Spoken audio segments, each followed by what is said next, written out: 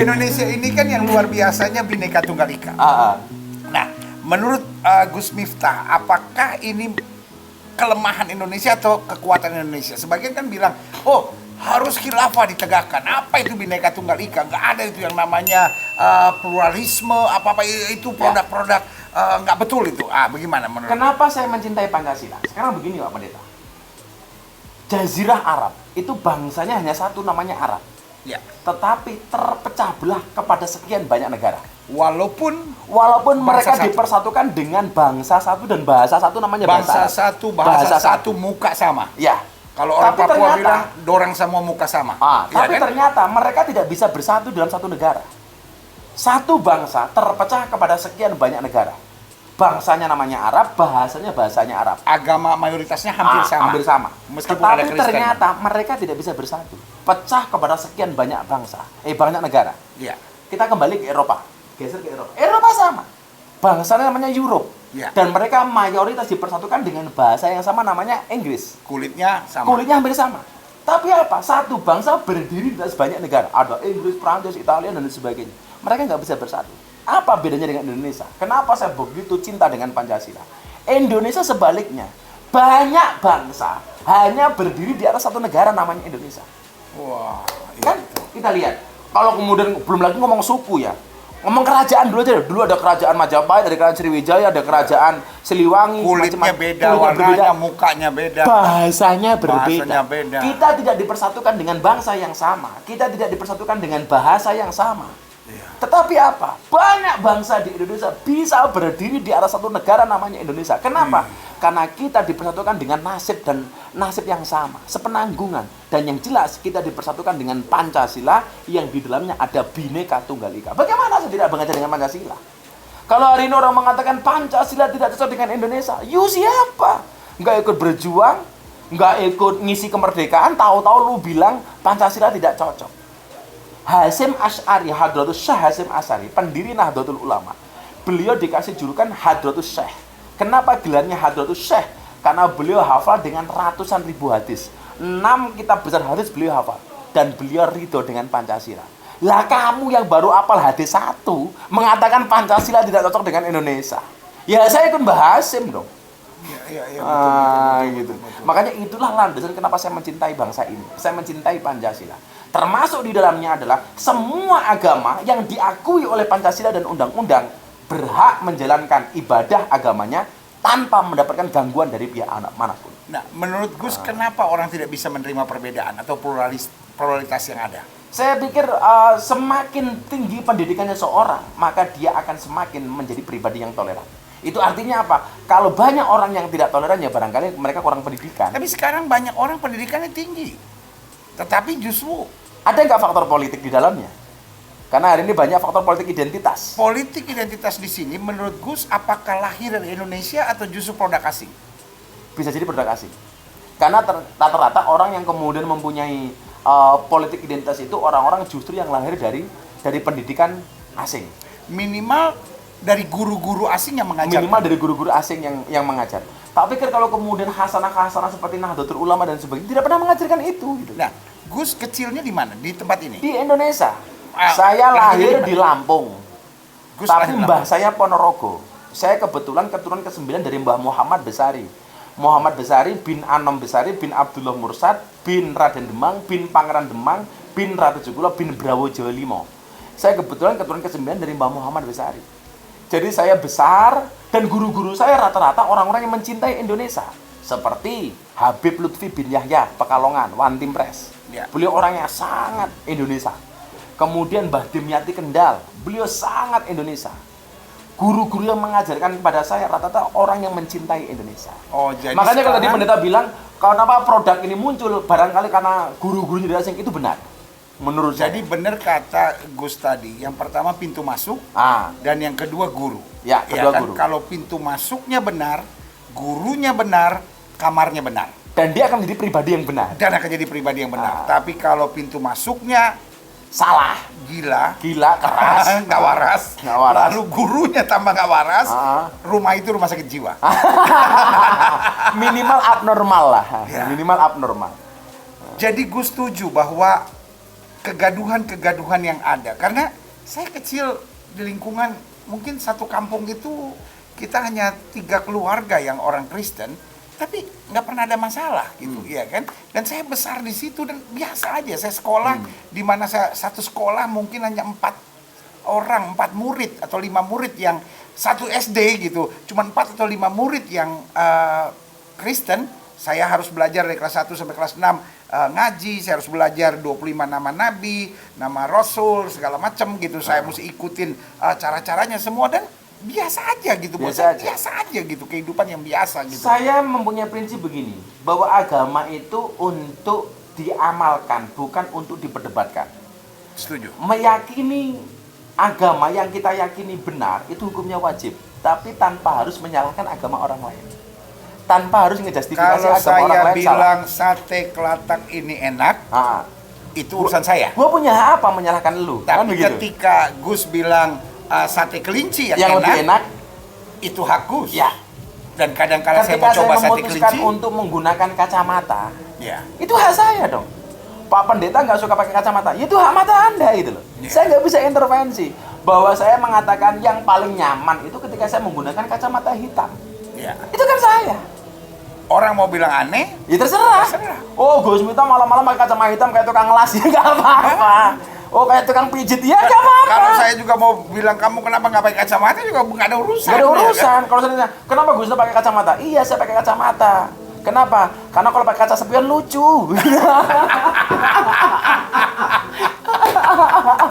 Tapi benar juga ya, hidup itu Gus harus Pilihan.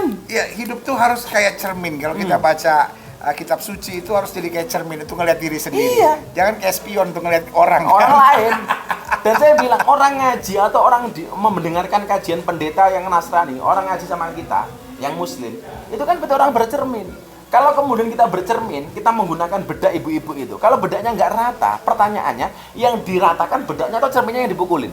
Kan yang seharus dibenarkan adalah bedaknya, bukan kacanya yang dipukulin. Jadi toleransi bukan tanda kita mencampur adukan enggak sama keyakinan sekali. kita. Wong jangan kan itu toh. Pak Pendeta Gilbert nggak suka pedas, saya suka pedas. Ya jangan dicampur. Jadi campur, nggak asik gitu. Maka saya selalu menggambarkan toleransi secara sederhana. Toleransi itu seperti orang bikin sambel. Sambel itu bahan bakunya beda-beda. Ada cabai, ada bawang putih, bawang merah, ada garam, ada penyedap, ada terasi. Ditumbuk di tempat yang sama. Di tempat yang sama. Menghasilkan aroma dan rasa yang nikmat. Ya. Kenapa?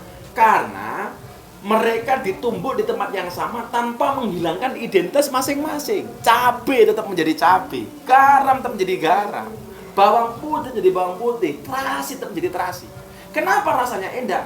Rasanya enak karena mereka ditumbuk di tempat yang sama tanpa menghilangkan identitas masing-masing. Kebayang nggak kalau orang makan sambal, cabenya dulu, habis baru garamnya, baru kemudian terakhir terasinya. Nggak enak.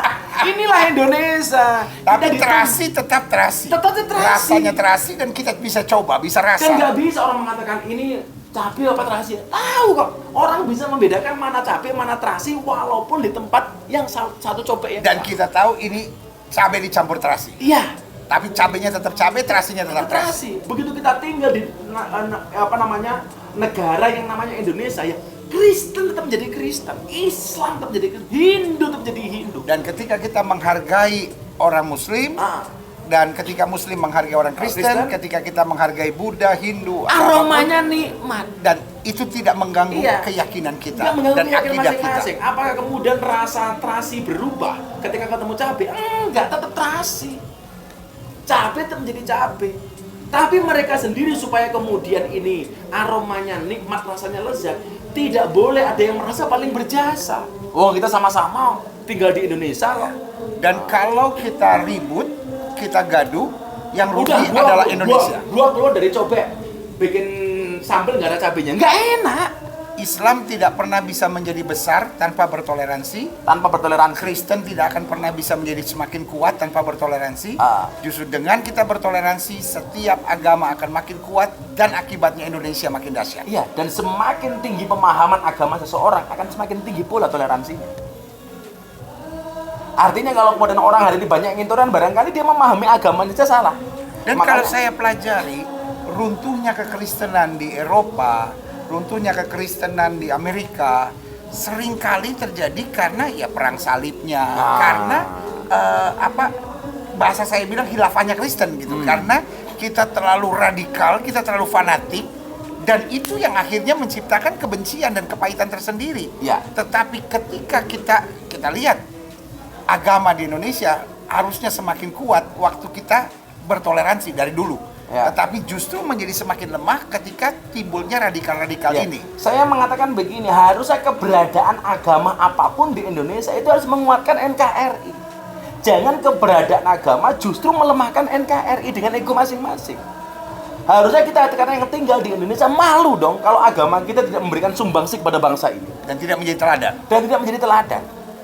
Kan? Kalau semua agama memberikan teladan kepada penganutnya masing-masing, memberikan sumbangsi yang nyata kepada NKRI, NKRI akan kuat, bos. Luar biasa. Nah, tapi ada banyak tuduhan bahwa Islam ini teroris. Nah, bagaimana Gus Miftah? Saya pikir bukan Islamnya yang teroris. Saya meyakini Islam bukan teroris. Nggak ada agama yang mengajarkan kekerasan, apalagi terorisme. Nggak ada ajaran agama yang mengajarkan radikalisme dan lain sebagainya. Tetapi memang kita mengakui ada oknum-oknum beragama yang kemudian salah di dalam penjabaran agamanya. Ada oknum-oknum beragama yang kemudian dengan tafsirnya sendiri memahami agama secara salah. Artinya itu bukan agama, bukan muslim, tetapi oknumnya saja. Dan kalau orang menyebut Islam itu teroris, bukan salah yang menyebut, tapi salah yang mempresentasikan. Sama seperti orang bilang, oh orang Kristen itu suka pakai rok mini, orang Kristen bajunya terbuka-terbuka. Ajaran mana yang bilang boleh begitu? Orang Kristen suka minum alkohol, ajaran mana yang mempresentasikan pakai rok mini? Yang mempresentasikannya. Jadi jelas bahwa kadangkala keberadaan kita menjadi penyebab kebencian orang terhadap agama kita, dan akhirnya timbullah ateisme. Betul. Akhirnya orang nggak percaya dengan agama, nggak percaya dengan Tuhan, gara-gara perilaku-perilaku seperti itu. Dan saya lihat karena agama sudah semakin menurun di banyak negara, sementara kita masih kuat agama, ada perang asing untuk menjadikan agama di Indonesia ini kebencian. Karena bambu runcing dengan iman bisa mengusir musuh. Iya kan? Sebetulnya kenapa bambu runcing bisa mengalahkan tank Belanda? Karena ada iman. Iya kan? Saya kan bilang begini, kenapa saya selalu mengatakan pasti ada kepentingan asing? Karena Indonesia tidak bisa dijajah dengan agresi militer. Kita besar dan kuat. Kita besar, nggak bisa kemudian kasus yang sama seperti di Irak, di Yaman, di Suriah. Terlalu kecil mereka. Terlalu kecil.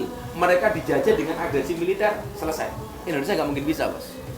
Para pihak asing yang pengen menjajah Indonesia mikir dulu hanya dengan tank, dengan kekuatan iman di dalam bambu runcing, dengan kekuatan iman di dalamnya bisa mengusir tank Belanda, bisa mengusir pesawat-pesawat Belanda masuk ke Indonesia.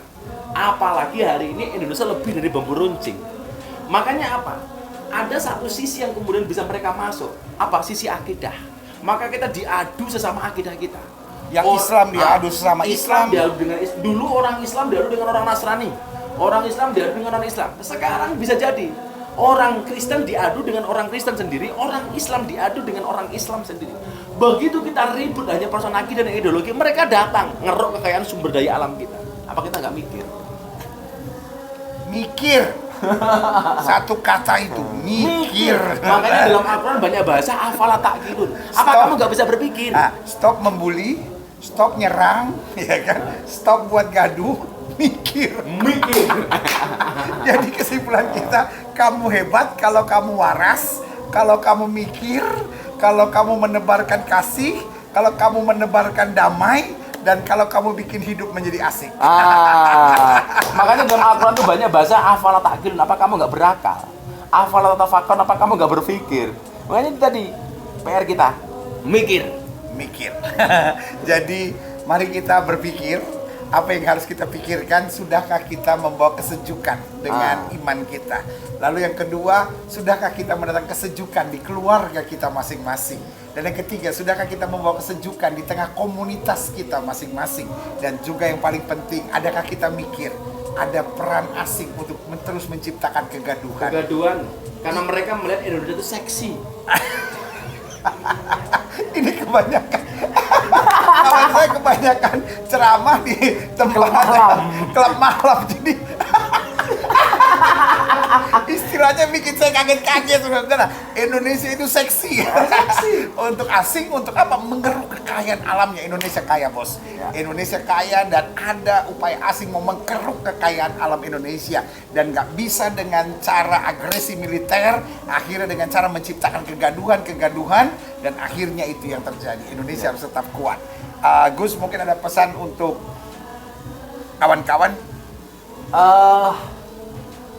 Pelangi itu indah karena berangkat dari sekian warna.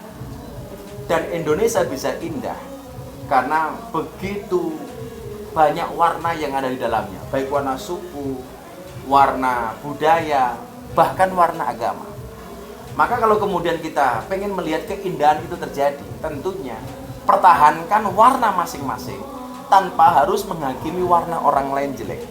Kalau you mengatakan mana warna sebagai warna yang baik, tidak berarti kemudian merah menjelekkan yang putih. Begitu juga sebaliknya. Nah, konsep inilah yang kemudian diajarkan oleh founding fathers kita, sehingga bangsa ini masih bisa bertahan sampai hari ini. Dan saya pengen apapun agama yang ada di Indonesia, terutama agama yang diakui oleh undang-undang, harusnya mampu memberikan komitmen kebangsaan yang jelas. Dengan cara apa? Agama-agama ini harus memberikan sumbangsih kepada NKRI. Jangan gara-gara kita beragama justru merugikan NKRI. Dan bikin kacau. Amin. Jadi yang Islam, galilah Islam sebaik-baiknya, sedalam-dalamnya, sehingga menjadi Islam yang baik. Yang Kristen, galilah Kristen sedalam-dalamnya, sehingga menjadi Kristen yang baik.